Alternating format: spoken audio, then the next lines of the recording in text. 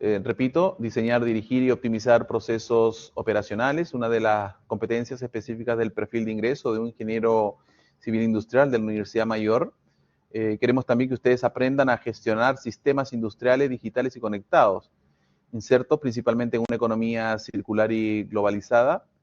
Y también esta asignatura tributa algunas competencias que son generales de la Universidad Mayor, o generales o transversales también, que tienen que ver con el razonamiento científico, aplicar metodologías cualitativas y cuantitativas o ambas para resolver problemas. Y por otro lado, también fomentar el emprendimiento y gestión de la responsabilidad social. Son fundamentalmente las competencias que ustedes deberían lograr con esta asignatura.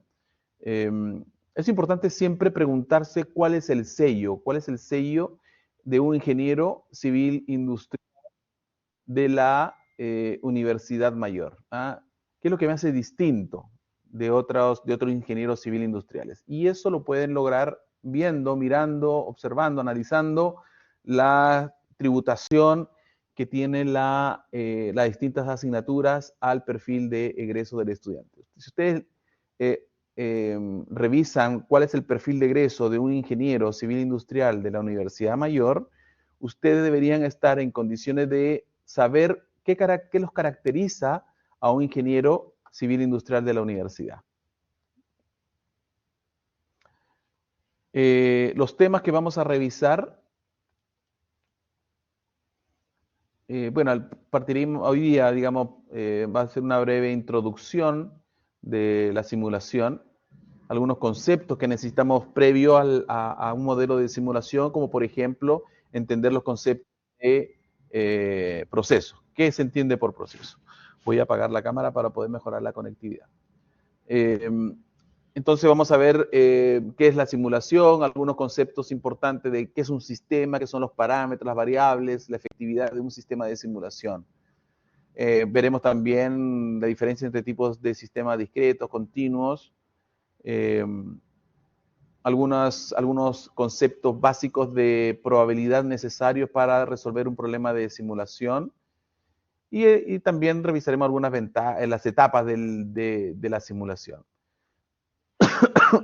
En la unidad número 2 revisaremos la simulación de Monte Carlo, es decir, cómo somos capaces de encontrar variables aleatorias a partir de números aleatorios. Y ya les adelanto, un número aleatorio es un número que va entre 0 y 1, ¿ya? Y que se generan aleatoriamente. Vamos a ocupar para eso la simulación de Monte Carlo y les voy a pedir que para la próxima clase tengan a la mano una planilla Excel, porque vamos a trabajar con esa para lo que es la simulación de Monte Carlo, que es el segundo capítulo o la segunda unidad. Después vamos a revisar modelo de simulación discreto con el software Arena. ¿Ya? Entonces también ahí vamos a necesitar, digamos, de que ustedes a través se conecten a internet y bajen el software Arena. Hay versiones gratuitas de este software que nos va a permitir resolver modelos de simulación. Espérenme un segundo, por favor.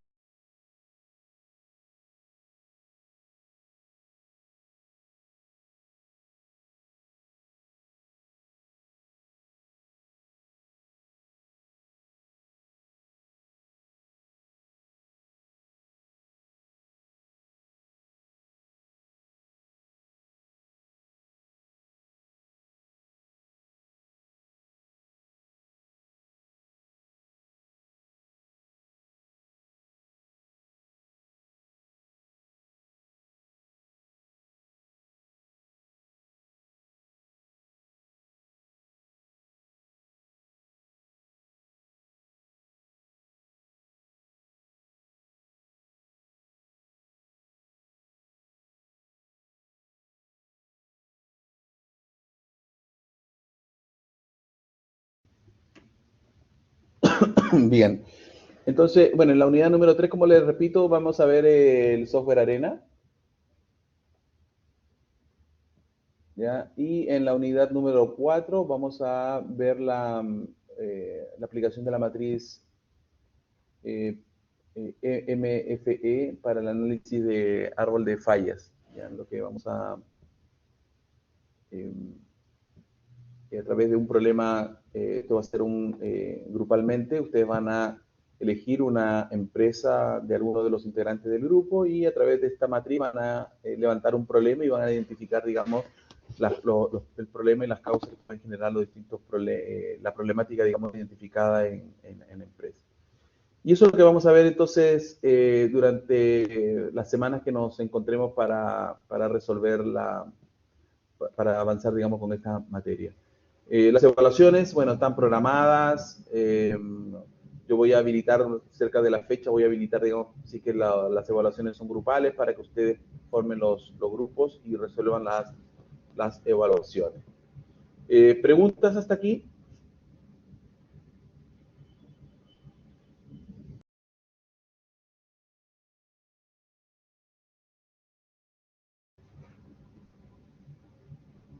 ¿Alguna duda? ¿Alguna pregunta? Ok. Bien, entonces cierro el programa y vamos a las PPT.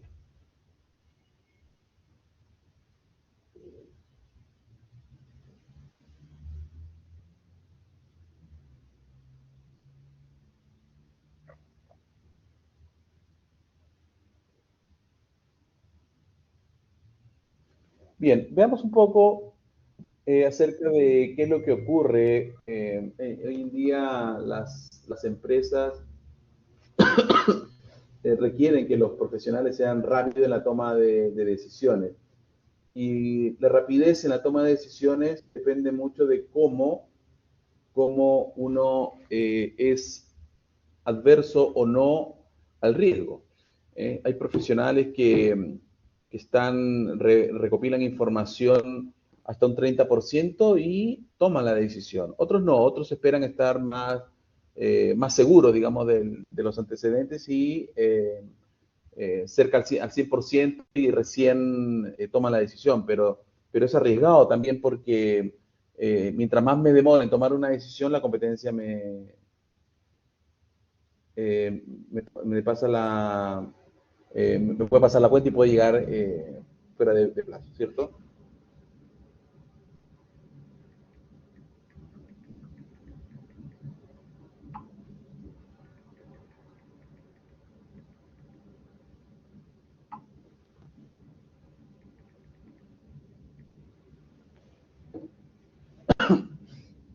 Entonces, al interior, pero ¿qué es lo que ocurre al interior de las empresas? Fíjense con la siguiente lámina.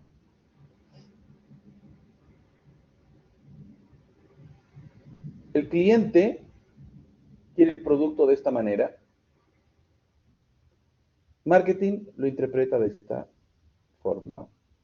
Los ingenieros lo diseñaron así y operaciones lo fabricó de esta manera. Es decir, ninguno de los tres acertó 100% a lo que el cliente quería. ¿Por qué creen ustedes que ocurre esto? Puede contestar cualquiera, ya que vayamos a la clase interactiva, digamos, que ustedes puedan opinar, digamos. ¿Por qué creen que ocurre esto? Que no somos capaces de interpretar 100% lo que el cliente quiere.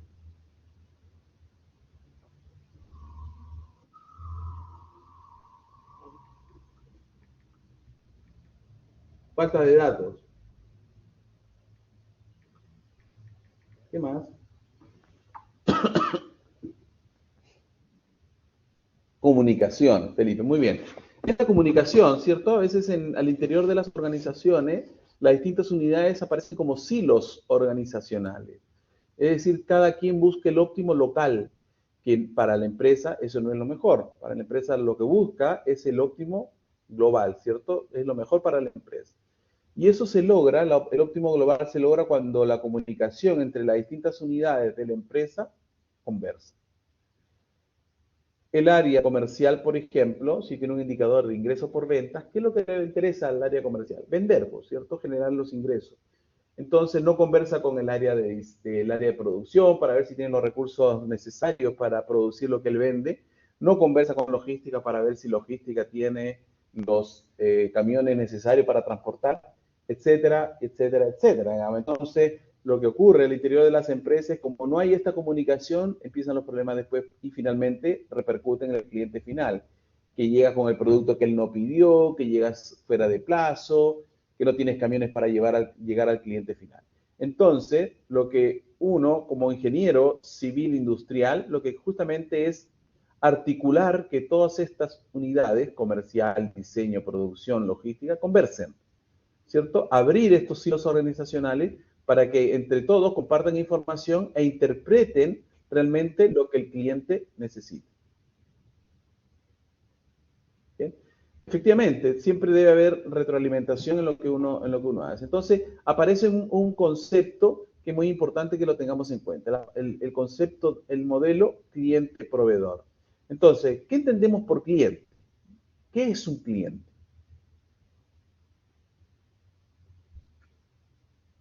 ¿Alguien de usted me puede decir qué es un cliente?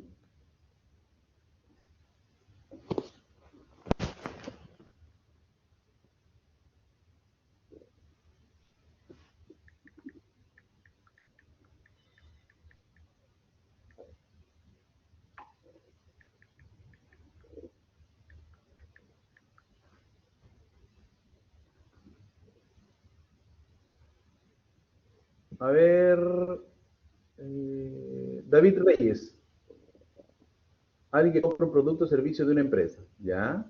Eso dice Roberto. David Reyes, ¿qué opinas tú?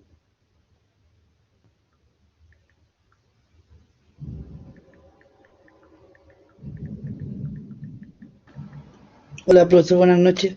Alguien que con una necesidad o que necesita algo, imagino.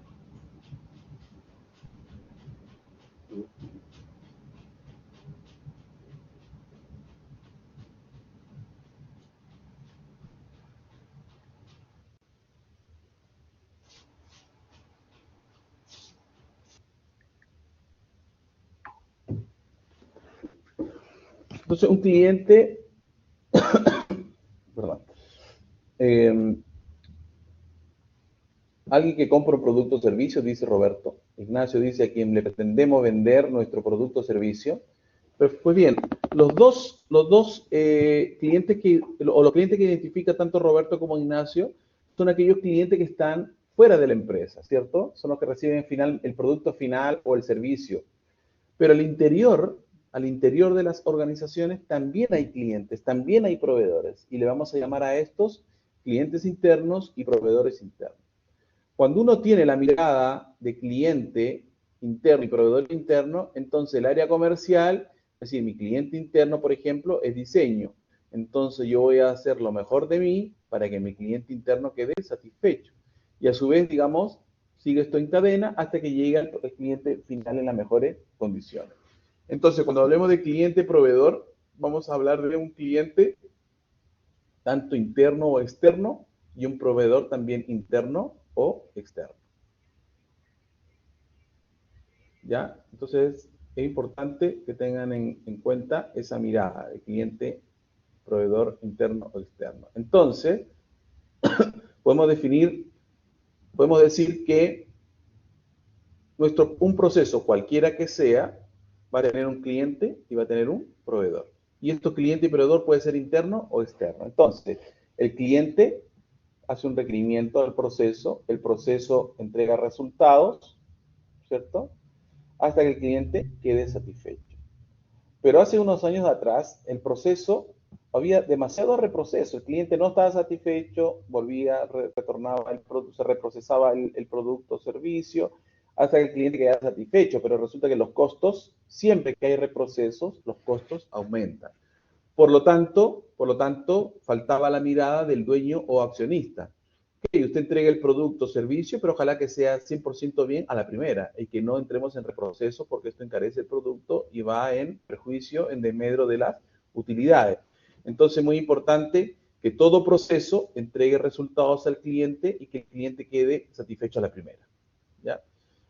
Teniendo en cuenta que un cliente satisfecho calla, pero sí, si el cliente está insatisfecho, lo más probable es que el cliente grito. Entonces, en ese sentido, es muy importante que tengamos en cuenta esta mirada de cliente-proveedor. ¿Qué es un proceso? ¿Qué entiende por proceso? Siempre estamos hablando de proceso. El proceso de inscripción de asignatura, el proceso de fabricación de algo, el proceso de ensamble. ¿Qué entiende por proceso? Cadena de actividades. Bien, ¿qué más?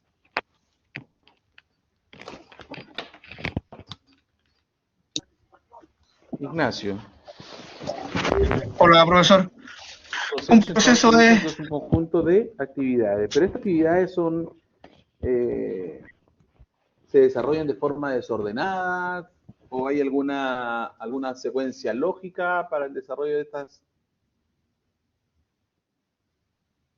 Contempla una entrada, Macarena dice, contempla una entrada y una salida, perfecto. Entonces podemos decir que es la forma, dice, de llegar a un objetivo, una cadena de actividades. Por aquí alguien dice a quien le pretendemos vender nuestros productos o servicios a través de un proceso, podríamos entenderlo así. Entonces, ¿les hace sentido definir que un proceso es una cadena, una serie de actividades que tiene un punto de inicio y un punto final? Y estas actividades están ordenadas siguiendo cierta lógica. ¿Ah? ¿Cierto? Cierta lógica. Yo no puedo construir el proceso de construcción de un edificio, yo no puedo empezar a construir un edificio sin antes haber, ¿cierto? Considerado las bases del terreno.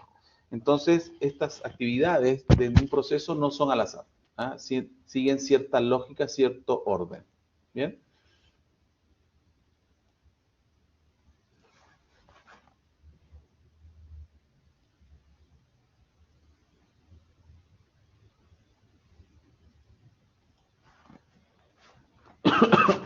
Bien, entonces, partiendo, entonces un proceso, ¿cómo definimos nuestro proceso? Que a partir de la preferencia de nuestros clientes, definimos cuáles son los atributos del producto o servicio que nuestro cliente requiere.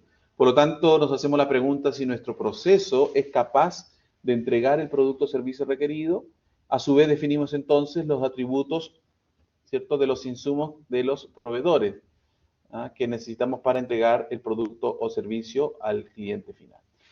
Les voy a proponer el siguiente proceso y me gustaría que ustedes me ayuden a identificar los distintos elementos. Por ejemplo, el proceso de preparar una torta.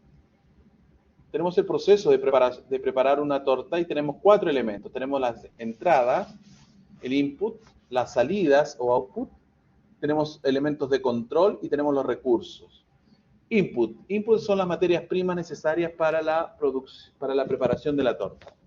¿Qué insumos, qué materias primas consideramos para esta torta?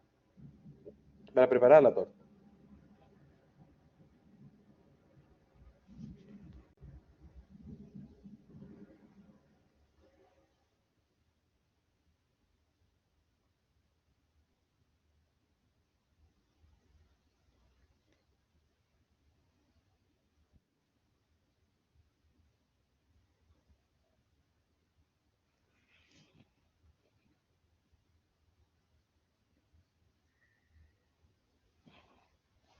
¿Cuáles son las materias primas de un proceso? De este proceso de preparar torta. Mantequilla, leche, huevo, harina, ¿cierto? Todas las materias primas necesarias para preparar la torta. Tenemos recursos. ¿Qué recursos? Por ejemplo, necesitamos una batidora, necesitamos el horno, necesitamos una balanza, por ejemplo, ¿cierto? Todo el equipamiento, los recursos humanos, necesitamos todos los recursos necesarios para preparar la torta. Pero esta torta, si yo elijo, por ejemplo, de todos ustedes, los 12 que están conectados, yo digo, ya, a los 12 les entrego los insumos. Le digo, aquí están los insumos. Preparen una torta. Y me voy, le digo, en 2 horas nos vemos para revisar la torta. ¿Qué va a pasar ahí si yo defino el proceso, si no defino bien el proceso de preparar la torta? ¿Qué va a pasar con las 12 tortas preparadas?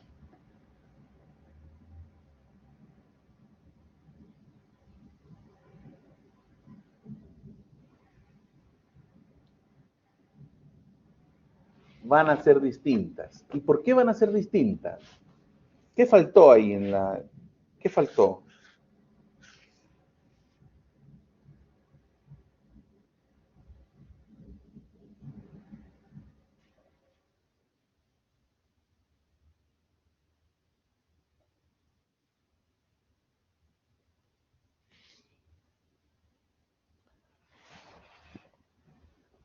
Faltó, Macarena, error durante el proceso. Macarena dice que faltó el proceso, faltó definiciones, faltó decir que yo les diga, bueno, preparen una torta de manjar para tantas personas con tales características. Y eso se supone que debe estar definido en el proceso. Las indicaciones, el control, está por ejemplo la receta, elementos de control. Hay una receta donde me indica todos los ingredientes y la preparación de la torta.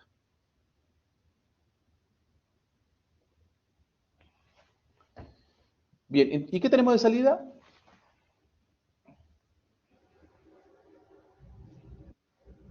La torta. Bien, la torta tenemos. Entonces tenemos insumos, materias primas, que con el apoyo de los recursos y los elementos de control obtenemos la torta. ¿Qué pasó aquí? Se transformó las materias primas, los insumos, se transformó en una torta. ¿De acuerdo? Bien. Pero no todo proceso transforma el input en output. ¿Ya? Hay procesos que solo logran transformar, perdón, o cambiar de estado el input. El input cambia de estado, pero no se transforma. ¿Bien?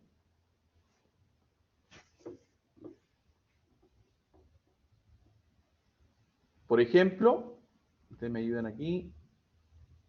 Bueno, aquí está lo que acabamos de conversar. Pero, por ejemplo, este proceso, transportar la carga. A ver, ayúdenme ustedes. ¿Cuál sería el input?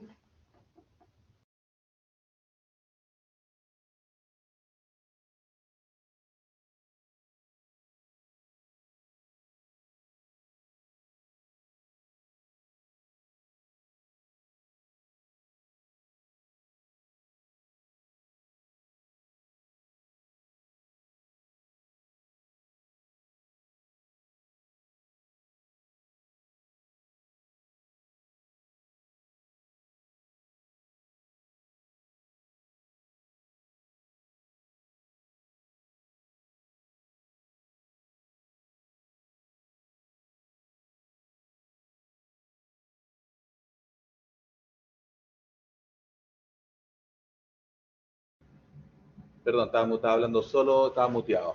Richard Torres dice preparar la carga.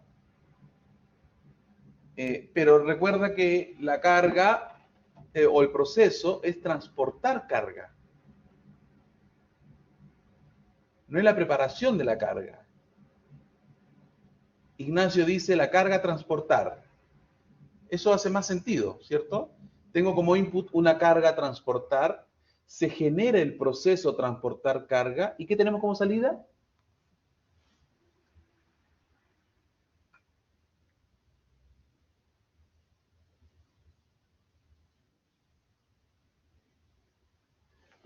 Pero la misma carga, pero ya está la carga transportada. Entonces tenemos que precisar aún más. Tenemos como input, tenemos carga transportar, se genera el proceso de transportar carga y tenemos como salida carga transportada. Ese sería el output.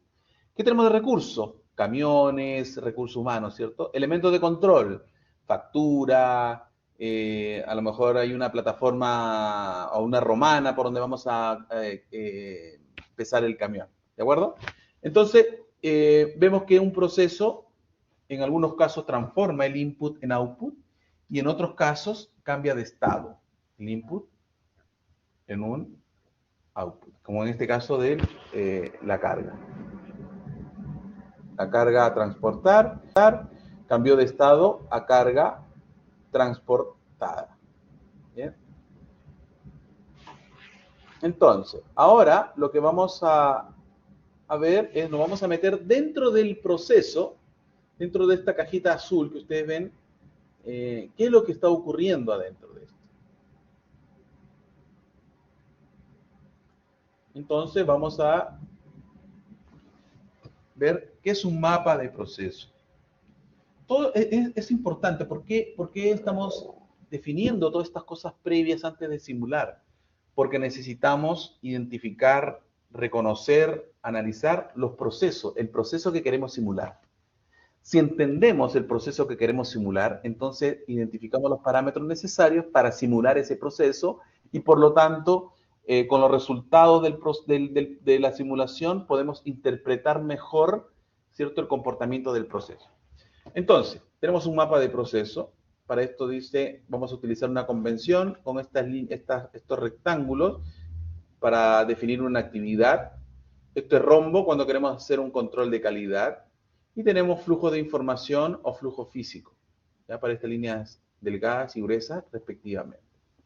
Un ejemplo de mapa de proceso, a mí me gusta mucho el concepto de mapa de proceso porque me ayuda a identificar el proveedor y el cliente del proceso que estamos analizando. Nótese que el proveedor del proceso trozado de madera son cajas negras para nosotros. No nos metemos y no miramos, no analizamos el detalle del proceso de cepillado, el detalle del proceso selectiva, ni el detalle del proceso de otras plantas. ¿Ya? Para mí me interesa el output, la salida de cada uno de estos procesos que gatillan el proceso de trozado de madera.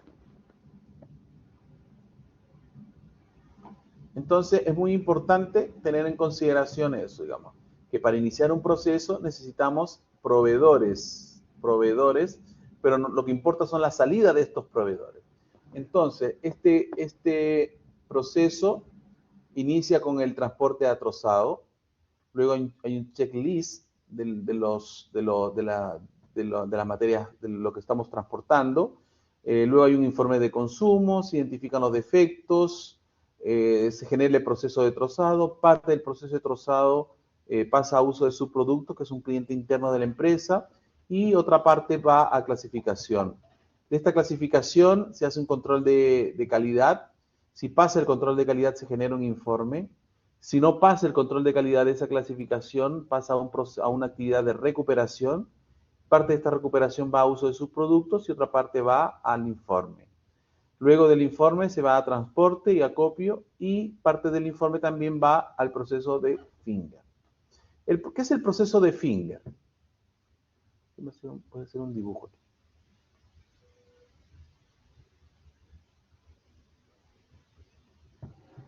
¿Ven lo que estoy dibujando, cierto?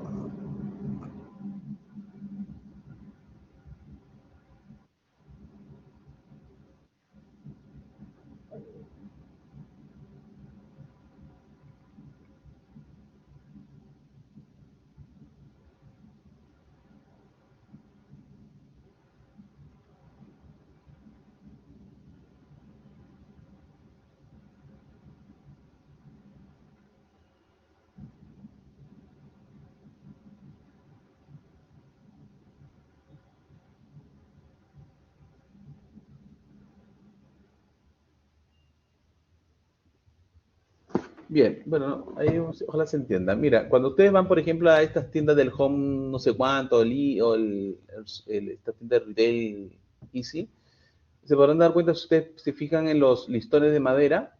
Si ustedes observan un listón de madera, tiene esta forma, tiene como estas uniones, que tienen como esta forma, digamos, las uniones de las maderas.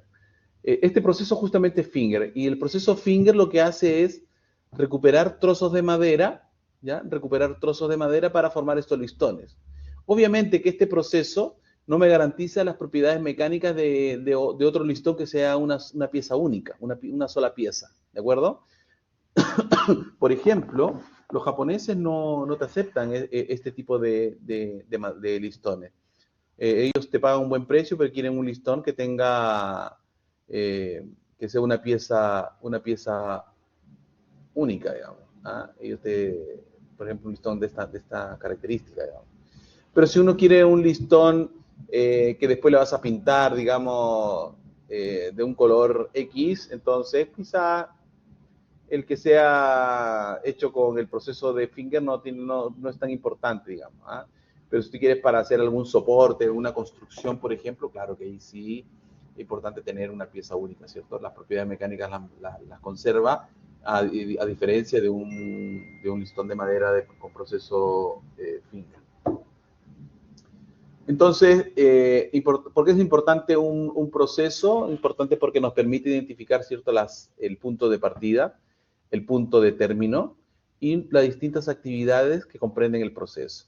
Pero además también es importante un mapa de proceso porque nos permite identificar cuál o cuáles de estas actividades son claves.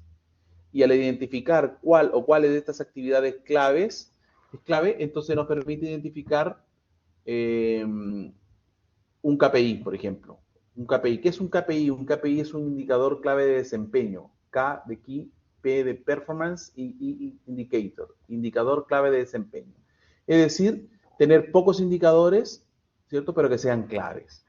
¿Ya? Y esos indicadores claves los asigno a una o varias actividades claves del proceso. ¿Por qué son claves? Porque si fallan esas actividades ponen en riesgo el proceso. ¿Ya? Eso es.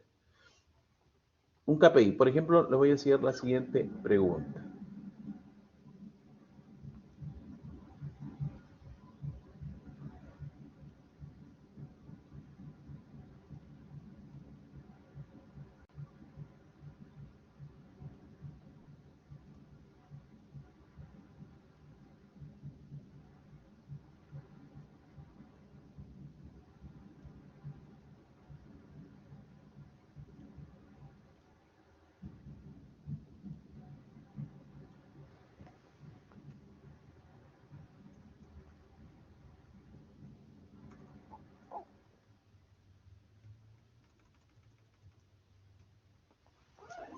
Por ejemplo, tenemos un indicador de cliente satisfecho. ¿Ya? Supongan que tenemos 200, en la semana 1 tenemos 200 clientes satisfechos. 200 clientes satisfechos. Y en la semana 4,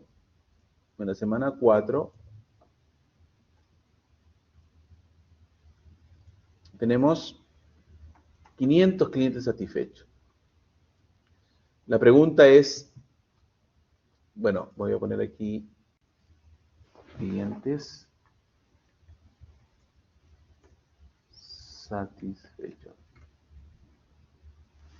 Tengo clientes satisfechos. Entonces, en la semana 1 tengo 200 clientes satisfechos, en la semana 2 200, en la semana 3 200 y en la semana 4 500. Pregunta, ¿cómo estamos en la semana 4 respecto a la semana 1? ¿Mejor, igual o peor?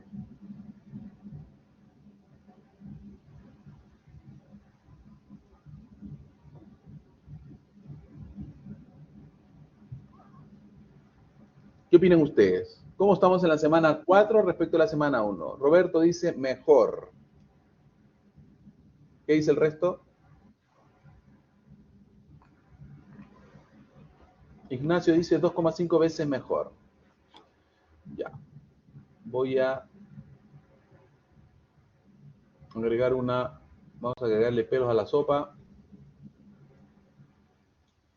Y esta línea verde le voy a llamar costos. ¿Cómo estoy?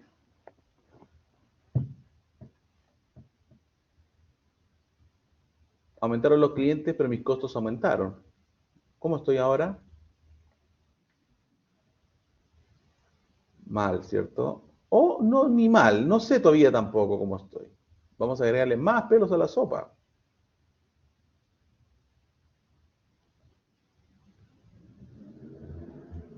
Supongan que son 500 clientes en total que tengo.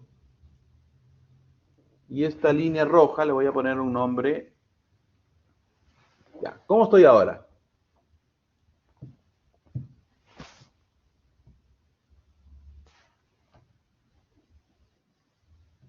Mejor, ¿cierto? Entonces, el indicador, ¿cuál es el mensaje en esto? El indicador por sí solo, no me entrega mucha información para poder tomar mejores decisiones.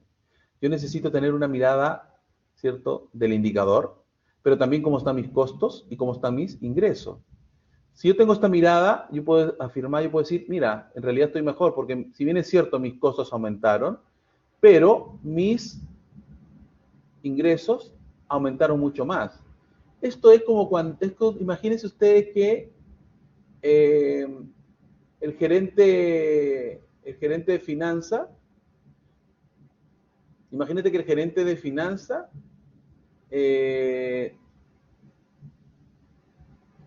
imagínate que el gerente de finanzas te llama y te dice, oye, mira, Enrique, el mes pasado te gastaste 5 millones en telefonía celular, de todo el equipo de ventas de la empresa, ¿ya? Y este mes te gastaste 20 millones de pesos. Y te dice, el indicador de gasto en telefonía celular está mal. ¿Por qué? Porque gastaste el doble de lo que gastaste el mes anterior. ¿Qué le dirían ustedes?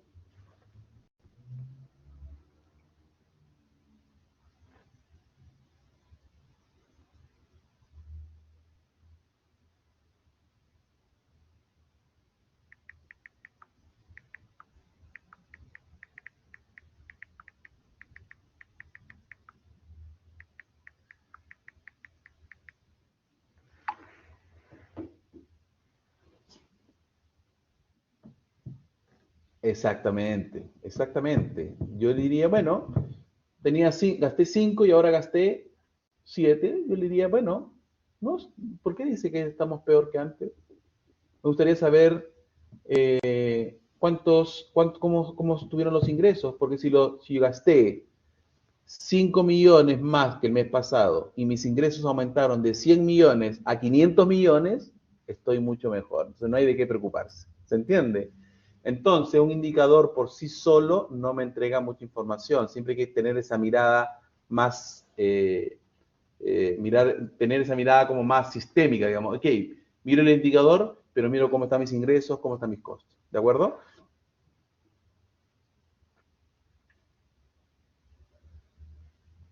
Veamos algunos casos de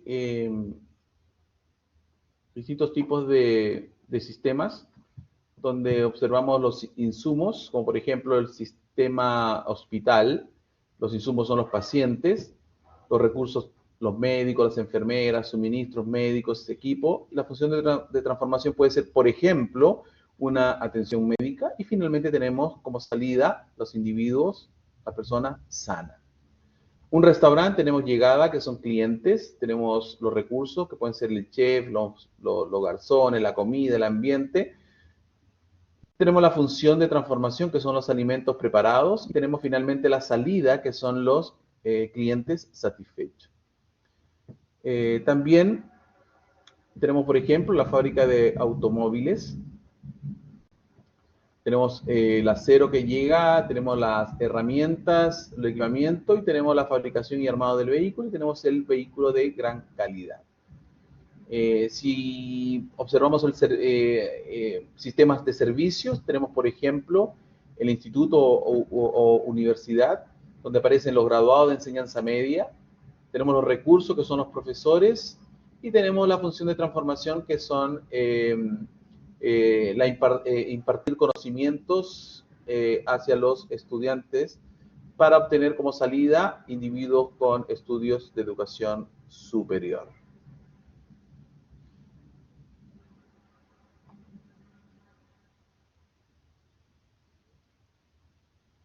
Tenemos 5 formas de gestionar un proceso. Ya, por ejemplo, tenemos el análisis del tablero de gestión, donde analizamos, ¿cierto?, si el indicador en un proceso se está cumpliendo o no. Si no se está cumpliendo, entonces analizamos las causas del problema. Y aquí podemos considerar, por ejemplo, los diagramas causa y efecto, o lo que es lo mismo, los diagramas de Ishikawa, espina de pescado, para encontrar la causa raíz del problema. Una vez que encontramos la causa raíz del problema, entonces seleccionamos las soluciones. Aquí podemos utilizar, por ejemplo, los diagramas de Pareto, el 20-80. Elegimos el 20% de las causas que tengan un 80% de impacto. Luego evaluamos los resultados, es decir, evaluamos el KPI que logre mejorar su desempeño. Y por último, consolidación de la mejora. Es decir, el paso 1, 2, 3 y 4 debe quedar registrado. Ese registro le vamos a llamar consolidación de la mejora.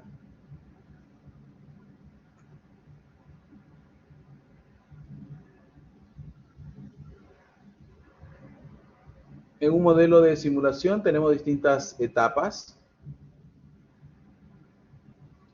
Tenemos la formulación del problema, qué es lo que queremos resolver, qué problema queremos abordar a través de la simulación, qué es lo que queremos lograr. Luego tenemos el paso. Luego tenemos el paso B, digamos que es la conceptualización del modelo. En esta etapa definimos los distintos parámetros necesarios para, del modelo. ¿Ya? Luego viene la construcción del modelo.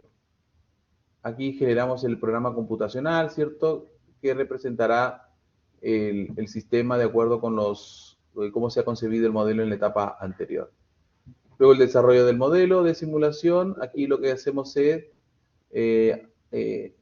incorporamos, digamos, el modelo en el software de simulación. La parte E es la recolección de datos. En esta etapa hacemos levantamiento de los datos. Por ejemplo, si estamos haciendo un análisis o queremos hacer simulación en un banco, entonces tenemos que tomar datos. Cada cuántos minutos llegan los clientes, cuánto se demoran los cajeros en atenderlo, cuánto se demoran en abandonar el sistema cada uno de los clientes, si un cliente lo atendemos en una sola fase, como por ejemplo que te atienda el ejecutivo y abandone el sistema, o tiene que pasar, por ejemplo, después de ser atendido por el cajero, pasar por el mesón. Ahí tenemos dos fases, etcétera. Luego viene el siguiente. En la recolección de datos también es importante tener en consideración lo siguiente. Cuando uno analiza el comportamiento de un sistema en un periodo X, analizar, por ejemplo, si el comportamiento es parecido durante todo el periodo. En el banco, en caso de un banco, por ejemplo, uno podría definir tres periodos de análisis de datos o levantamiento de información. Uno, por ejemplo, de 9 a 10:30 de la mañana. Uno dice, aquí tengo todos mis cajeros activados. Listo. Luego, entre las 10:30 y 12, ¿cierto? Uno puede observar, dice que hay una baja, digamos, de afluencia de clientes, por lo tanto, cierro algunos canales de atención y reasigno tareas a esos ejecutivos que les cierro el canal. Y los pongo a hacer para que realicen otro tipo de tareas. Y finalmente, entre las 12 y las 2 de la tarde, digo, bueno, ahí hay un aumento de llegada de clientes y por lo tanto vuelvo a activar los canales de atención. Eso es muy importante tener en cuenta en la recolección de datos. En el control de pruebas, lo que hacemos es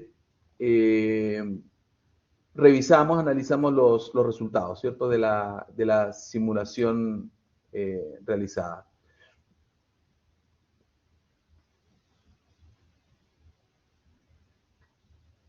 Luego tenemos ya la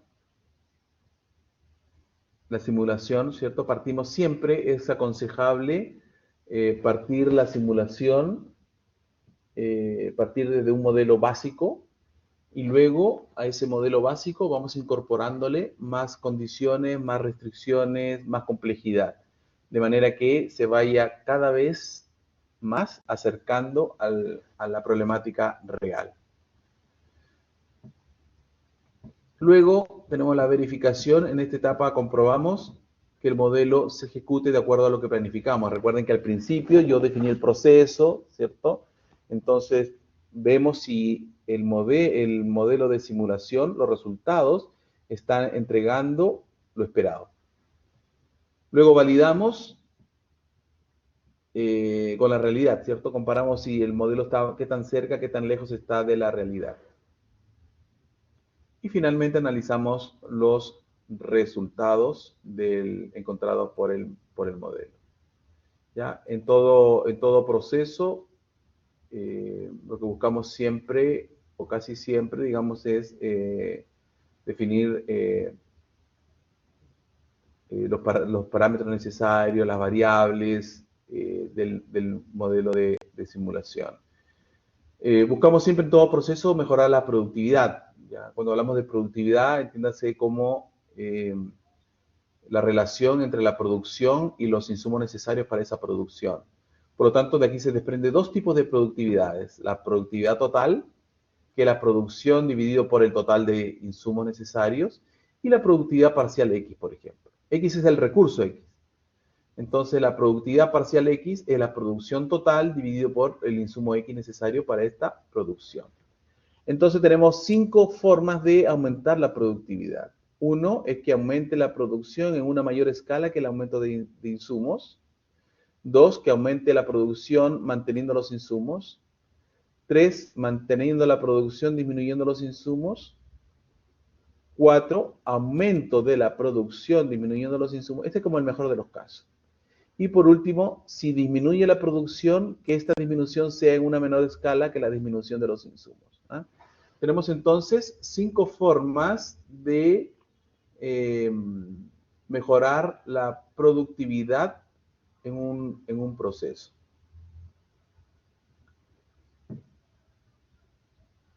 Bien, ¿alguna pregunta, alguna duda?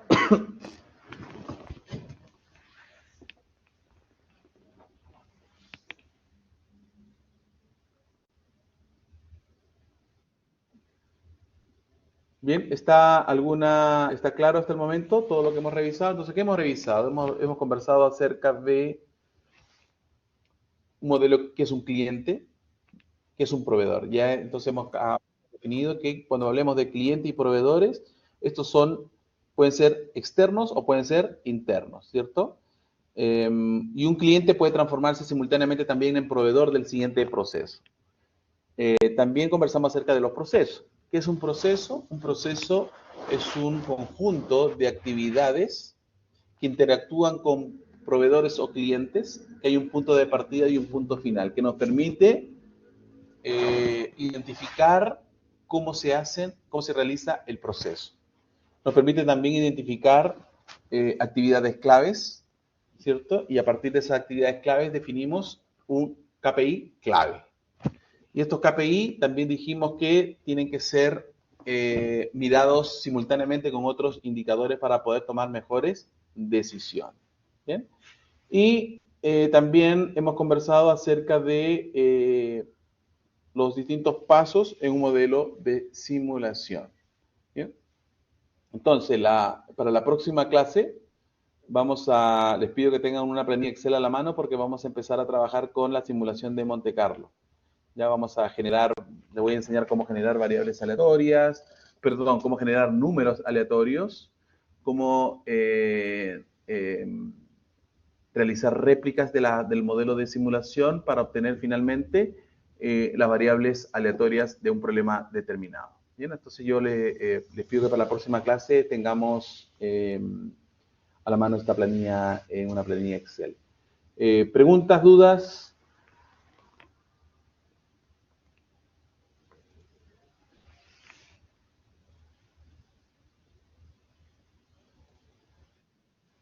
Bien, si todo está claro, entonces en la próxima clase continuamos a las 20:30 con simulación de Monte Carlo. Revisen, recuerden que en 1 hora y media de clase es muy difícil poder abordar todo lo que uno quisiera. Entonces les pido que revisen la materia que está en la...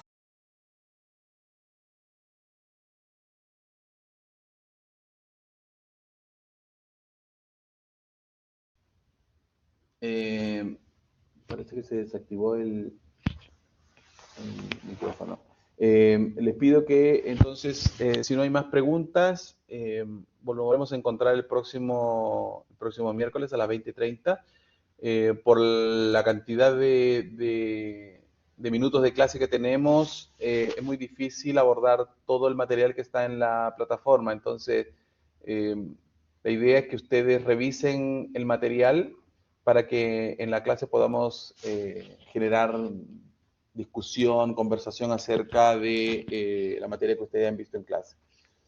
Por ahora les pido que para la próxima clase tengan a la mano una planilla Excel para que empezamos a resolver modelos de simulación con la teoría de simulación de Monte Carlo. ¿Alguna pregunta, alguna duda?